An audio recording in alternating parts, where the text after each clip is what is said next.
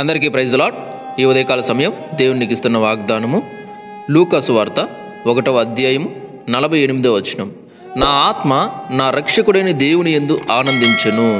ఈ వాక్యంలో ఎలిజబెత్కు అలాగే మరియకు మధ్య జరుగుతున్న ఒక సందర్భం అన్నమాట. ఇక్కడ ఎలిజబెత్తో మరియా చెప్తుందన్నమాట. ఏమనంటే, అప్పుడు మరియా ఇట్లనెను, నా ప్రాణము ప్రభువును గణపరుచుచున్నది, ఆయన తన దాసురాలి దీనస్థితిని కటాక్షించెను, నా ఆత్మ నా రక్షకుడైన దేవుని యందు ఆనందించెను అని చెప్తుందన్నమాట. చూడండి, మరియ చెప్తుంది ఏమనంటే, నా ఆత్మ నా రక్షకుడైన దేవుని యందు ఆనందించెను అంటుంది.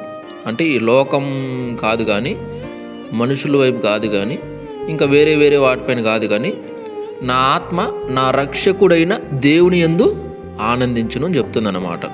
చూడండి, ఆమె కూడా చెప్తుంది ఏమనంటే, నా రక్షకుడు అని. నిజలా?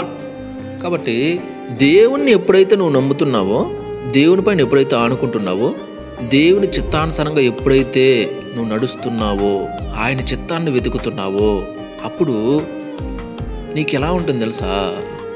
ఎంతసేపు దేవుని చిత్తం ఏం చేద్దాం, దేవుని కోసం ఏం చేద్దాం, దేవుడు చెప్పింది ఏముంది, దేవుడు చెప్పిన మాటలు విందాము, ఇలా ఎంతసేపు నీ లోకమంతా ఎలా ఉంటుందంటే దేవుడు దేవుడు దేవుడు, అది తప్ప వేరే ప్రపంచం నీకు ఉండదు. ఇంకా లోకం వైపు చూస్తే అవంతా నీకు ఎలా కనిపిస్తాయి తెలుసా? ఏంది ఎట్లుంది లోకము, నిజంగా గలీజ్గా ఉంది, అబ్బా వద్దు సామి, ఈ లోకం వైపు చూడకూడదు అని నీకు అసహ్యం పడుతుంది లోకం అంటే. ప్రజలా అలాగే నశించిపోతున్న వారు ఎవరన్నా నీకు కనిపించారనుకో, నీ కళ్ళలోంచి నీళ్ళు వస్తాయి, మనసులో తెలియని బాధ వేదన వస్తుంది. ఎందుకంటే, ప్రభువా నన్నైతే మీరు రక్షించుకున్నారు, నేనైతే రక్షింపబడ్డాను, మీ చేతిలో ఉన్నాను, సంతోషం. కానీ అక్కడ చూడండి, నశించిపోతున్న ఆత్మలు ఎన్ని ఉన్నాయి ప్రభువా, వాళ్ళ పరిస్థితి ఏంటయ్యా, వాళ్ళని కూడా రక్షించండి తండ్రి, వాళ్ళని కూడా మీ వద్దకు ఆకర్షించండి తండ్రిని నీ మనసులో వేదన కలిగి ప్రార్థిస్తావు, నువ్వు ఖచ్చితంగా దేవుణ్ణి అడుగుతావు. అలా అన్నమాట. ఇక్కడ మరియా వచ్చి సంతోషపడుతుంది అన్నమాట. దేవుడు నన్ను ఎన్నుకున్నాడు చూడు, నేను ఎందుకు పనికిరాని దాన్ని కదా, అయినా కూడా నన్ను ఎన్నుకున్నాడు, నా గర్భం నుండి జన్మించాలి అని, నా గర్భం నుండి ఈ లోకానికి దిగి రావాలని దేవుడు నన్ను ఏర్పరచుకున్నాడే అని సంతోషం అన్నమాట ఆమెకి. అదీగాక దేవునికి అనింది కాబట్టి ఆమె ధన్యురాలయ్యిందన్నమాట. అందుకే ఇక్కడ చెప్తుంది, నా ఆత్మ నా రక్షకుడైన దేవుని యందు ఆనందించను అని చెప్తుంది అనమాట. చూడండి, ఆమె ఆత్మ దేవుని యందు మాత్రమే ఆనందించను అని చెప్తుంది. అంటే వేరే దేనిపైన కూడా ఆనందించట్లేదు, దేన్ని బట్టి కూడా. నిజం? కాబట్టి నువ్వు దేని యందు ఆనందించుచున్నావు, దేనిని బట్టి ఆనందిస్తున్నావు, నీ ఆత్మ నీలో ఎలా ఉంది, ఒకసారి నువ్వు కూడా నిన్ను క్వశ్చన్ చేసుకో, పరీక్షించుకో. నేను ఇలాగే ఉన్నానా, లేదా లోకాన్ని బట్టి సంతోషిస్తున్నానా, లోకం వైపు ఆకర్షించబడుతున్నానా, ఇంకా వేరే వేరే వాటిపైన ఆకర్షించబడుతున్నానా అని ఒకసారి నిన్ను నువ్వు పరీక్షించుకోవాలి, చెక్ చేసుకోవాలి. Praise the lord. కాబట్టి నేను చెప్తున్నాను, దేవుని విషయము దేవుని పైన ఆనుకొని దేవుని బట్టి సంతోషించండి తప్ప మిగతా దేని బట్టి సంతోషించద్దండి. ఎందుకంటే అవంతా వేస్ట్. ఆ సంతోషాలంతా కొంచెం టైం వరకు మాత్రమే, తర్వాత ఎక్కువ బాధే ఉంటుంది. Praise the lord. కాబట్టి దేవుని బట్టి సంతోషించండి, దేవుని చిత్తం చేయడానికి సంతోషించండి, దేవుని కొరకు పరిగెత్తడానికి సంతోషించండి, సువార్త చేయడానికి, దేవుని నీతిని రాజ్యాన్ని వెతకటానికి ప్రయాసపడండి, అందు విషయాన్ని బట్టి సంతోషించండి. Praise the lord. కాబట్టి ఈ వాక్యం ద్వారా మరొకసారి దేవుడు నీతో చెప్తున్నాడు ఏమంటే, నా ఆత్మ నా రక్షకుడైన దేవుని యందు ఆనందించును అని వాక్యం చెప్తుంది. కాబట్టి నువ్వు కూడా దేన్ని బట్టి సంతోషిస్తున్నావు, దేన్ని బట్టి ఆనందిస్తున్నావు, దేవుని ఆత్మను బట్టి నా రక్షకుడైన దేవుని యందు నేను ఆనందిస్తున్నానని చెప్తున్నావా, లేకపోతే ఇంకా వేరే దాన్ని బట్టి ఆనందిస్తున్నానని చెప్తున్నావా? ఒకసారి నువ్వు పరీక్షించుకో. Praise the lord. కాబట్టి ప్రతి ఒక్కరు కూడా ఆలోచించండి, దేవుని ఆత్మను అడగండి, దేవుడు ఇస్తాడు. ఎందుకంటే ఆయనే చెప్పాడు, నన్ను అడుగువానికి మరి నిశ్చయముగా నా ఆత్మనే ఇచ్చును కదా అని చెప్పాడు. ఖచ్చితంగా ఇస్తాడు. అడగండి, దేవుని ఆత్మను పొందుకోండి. దేవుని ఆత్మ యందు, నీ రక్షకుడైన దేవుని యందు నువ్వు ఆనందించాలంతే.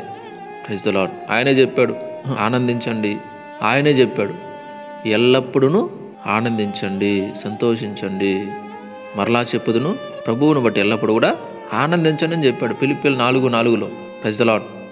కాబట్టి సంతోషించండి, దేవుని బట్టి సంతోషించండి, దేవుని ఆత్మను బట్టి సంతోషించండి, దేవుని చిత్తమును బట్టి సంతోషించండి.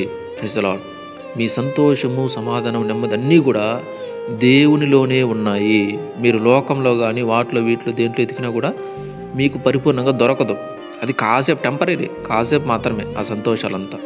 తర్వాత దానికంటే ఎక్కువ దుఃఖం, బాధ, వేదన ఉంటాయి.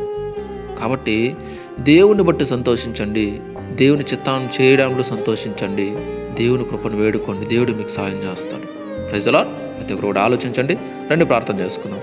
మహాపరిశుద్ధుడ, మహోన్నతర, సర్వాధికారి స్తోత్రములు చెల్లించుకుంటున్నాను తండ్రి, వందనాలు చెల్లిస్తున్నాము తండ్రి. దేవా, ఈ ఉదయకాల సమయం ఈ వాక్యం ద్వారా మాతో మాట్లాడినందుకు స్తోత్రములు.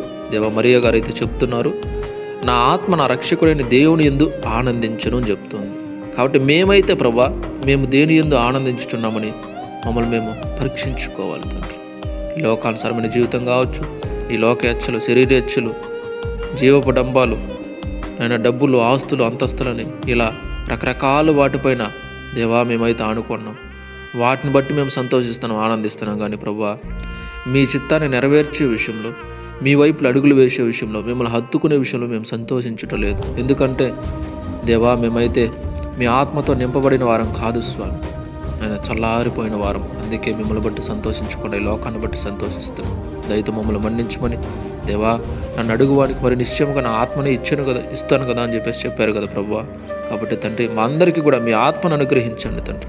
మీ ఆత్మతో దేవా మేము నింపబడాలి, మీ ఆత్మను బట్టి మేము సంతోషించాలి తండ్రి.